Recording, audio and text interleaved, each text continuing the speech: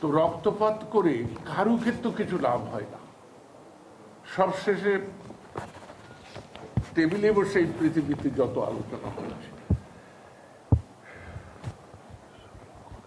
সমাধান টেবিলে বসেই আসে। কিন্তু আমরা যতই বলি যে লন্ডন থেকে অমুক থেকে এইসব হচ্ছে, হিল্লি দিল্লির কথা আমরা যতই বলি না কেন, আমরা ঠিক মতো পরিচালন করতে পারিনি বলেই এই জটিলতা। ওটা আমরা কি রাজাকার নাকি যে মুক্তিযুদ্ধ কোটার বিরোধিতা করছি?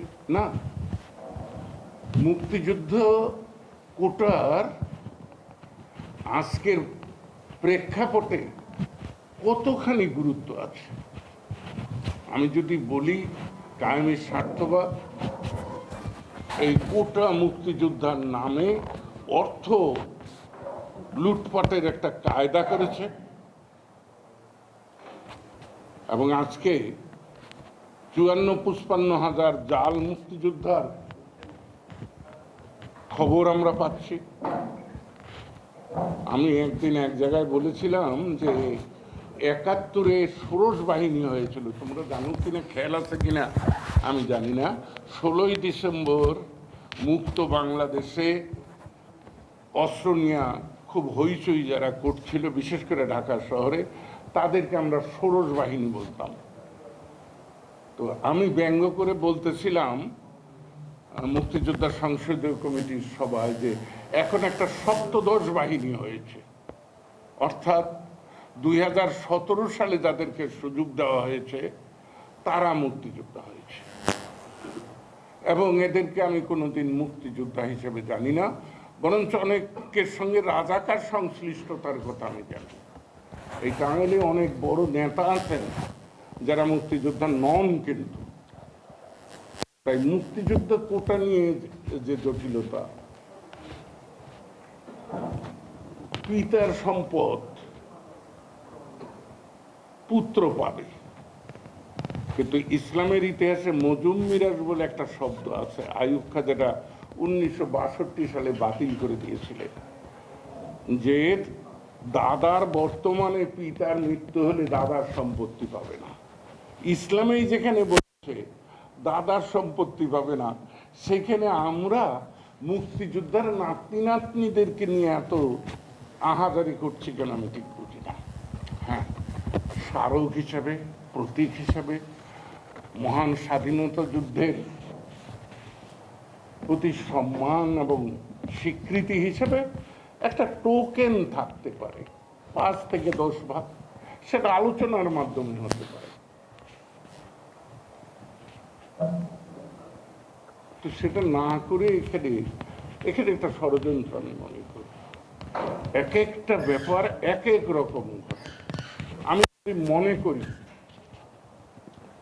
যে যারা এতদিন করে কেটে খেয়েছেন তারা মনে করেছেন যে আর কোনো প্রয়োজন নেই এনাদেরকে, যেমন আইয়ুবকে যেদিন প্রয়োজন হয় নাই তাদের ছুঁড়ে ফেলেছে, যেদিন বঙ্গবন্ধু শেখ মুজিবুর রহমানকে প্রয়োজন হয় নাই সেদিন ছুঁড়ে ফেলেছে, যেদিন জিয়াউর রহমানকে প্রয়োজন হয় নাই সেদিন ছুঁড়ে ফেলেছে, যেদিন এরশাদের প্রয়োজন হয় নাই তাকে ছুঁড়ে ফেলেছে, যেদিন খালেদার প্রয়োজন হয় নাই তাকে ছুঁড়ে ফেলেছে। আজকে সেই ছুঁড়ে ফেলার ঘটনাচক্র ঘটছে কিনা আমি বারবার হুঁশিয়ার করতে চেষ্টা করেছি, কারণ আমি অহংকার করি না, বিনীতভাবে বলি আমি অন্য কিছু করতে পেরেছি কিনা তা জানি না। আমি একটি ওহাবি পরিবারকে জাতীয়তাবাদী পরিবারে পরিণত করতে পেরেছি আল্লাহর রহমতে। তাই ওহাবি আন্দোলনের মাধ্যমে যারা এসেছিলেন তারা কিন্তু মৌলবাদী, আমি সেই মৌলবাদ থেকে জাতীয়তাবাদে আসতে চেষ্টা করি, কিন্তু আজকের জাতীয়তাবাদ বিভ্রান্ত। আমি বলব যে কারফিউ কোনো সমাধান নয়, হত্যা কোনো সমাধান নয়, ওরা কারা? ওরা আমাদেরই সন্তান। রাষ্ট্র পরিচালক যত উন্নতি করুন তিনি ব্যর্থ যদি জনগণের মনে ঘৃণার সঞ্চার হয়। আমি এই 3 দিন গ্রামে গ্রামে ঘুরে দেখেছি যে কিশোর তারা এখনো তরুণ হয়ে সারে নাই, তাদের মনে কি ঘৃণা, কি ধিক্কার, কি ক্ষোভ। তারা কিন্তু জানে না কিসে কি হচ্ছে, কিন্তু তাদের মনে ক্ষোভ হচ্ছে। আমি সংসদে দাঁড়িয়েও বলেছি, এখনো বলি, এই ক্ষোভ কোনো ব্যক্তির পক্ষেও নয়, ব্যক্তির বিপক্ষেও নয়, কোনো ষড়যন্ত্রকারীদের দ্বারা নয়। ষড়যন্ত্রকারীরা বাতাস দিলে সেটা একটু উত্তাপটা বাড়ে, এটা তৈরি হয়েছে আমরা যারা দেশ চালাচ্ছি বলে অহংকার করি তাদের কারণে। কেননা এই টাঙ্গাইল শহরে তোমাদের বয়স কম হতে পারে, কিন্তু তোমাদের বাপ চাচারা যারা জীবিত আছে তারা তো সবাইকেই চিনে, যে কাদের টিনের ঘর ছিল, কাদের ছাপরা ঘর ছিল, আজকে তাদের 8 তলা 10 তলা দালান হয়েছে। হ্যাঁ, তারা কোটি টাকা দামের গাড়িতে চড়ে ঘুরে। দৃশ্যমান কি বাণিজ্য আছে তাদের? আয়টা কোথায়? তাই ক্ষোভ তৈরি হবে না, যন্ত্রণা তৈরি হবে না। আজকে যন্ত্রণার প্রকাশ, সেখানে অবশ্যই বাতাস দিচ্ছে, অবশ্যই বাতাস দিচ্ছে স্বাধীনতা বিরোধী শক্তি। তো তাই যদি আমরা বিশ্বাস করি, তাহলে আমি বঙ্গবীর কাদের সিদ্দিকীকে বলবো যে বাংলাদেশের মানুষ তোমাকে বোঝে না। আমি তোমাকে শ্রদ্ধা করি এক জায়গায়, তুমি মুক্তিযোদ্ধা, এ নিয়ে আমার খুব বেশি মাথা ব্যথা নেই, মুক্তিযুদ্ধ অনেকেই করেছে, কিন্তু ৭৫-এর 15ই আগস্টের ওই রাত্রি 12টা পর্যন্ত যারা বলেছে এক নেতা এক দেশ, বঙ্গবন্ধুর বাংলাদেশ, কিন্তু 5টা 17 মিনিটের সময় যখন 32-এ বঙ্গবন্ধুর লাশ পড়ে রইল, তখন কাউকে খুঁজে পাওয়া যায়নি। সেদিন তুমি প্রতিবাদ করেছিলে। এই প্রতিবাদ তোমার জীবনের শ্রেষ্ঠ নয়। তুমি যে একজন স্বাধীনতা যোদ্ধা, তা এসিড টেস্টে তুমি একমাত্র এই দেশের স্বাধীনতা যোদ্ধা, আর কেউ নয়। আর যারা বলে তারা স্থাবকতা করে, তারা বিভ্রান্ত।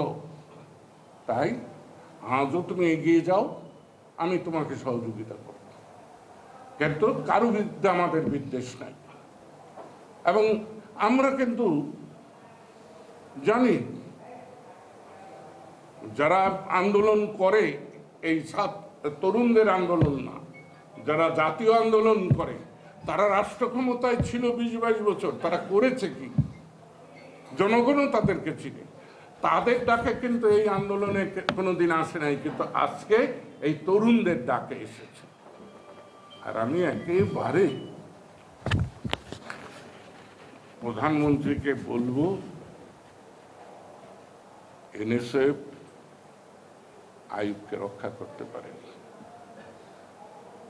ছাত্র সমাজ এরশাদকে রক্ষা করতে পারে, ছাত্রদল খালেদাকে রক্ষা করতে পারে, তাই ছাত্রলীগ কাউকে রক্ষা করতে পারবে তা না। আর আমরা যে ছাত্রলীগ করেছি, আজকের ছাত্রলীগের সে চরিত্র নয়। তাই পরিস্থিতি বুঝে সত্যিই যদি মানবতার জননী হন, সত্যিই যদি গণতন্ত্রে বিশ্বাস করেন, আর সত্যিই যদি বঙ্গবন্ধুকে প্রতিনিধিত্ব করেন, বঙ্গবন্ধুর প্রতি যদি সামান্যতম পিতার প্রতি শ্রদ্ধা থাকে, তাহলে বঙ্গবন্ধুর সম্মান রক্ষার্থেই সন্তানদেরকে আঁচলে আশ্রয় দিন।